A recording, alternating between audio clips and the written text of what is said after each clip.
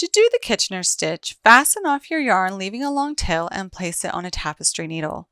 For our first setup stitch, we will enter the front stitch on the needle purlwise and leave it on the needle. Then enter the stitch on the back needle knitwise, also leaving that on the needle. Those are our 2 setup stitches.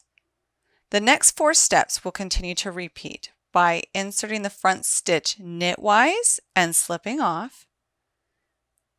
Then next front stitch purlwise, leaving it on.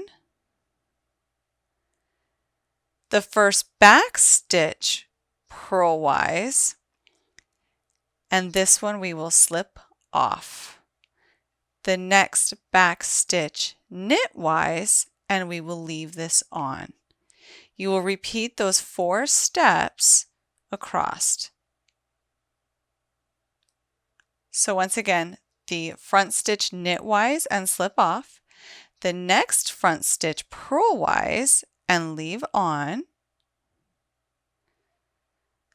the first back stitch purlwise and slip off, the next back stitch knitwise and leave on. Just repeat these until all the stitches have been dropped.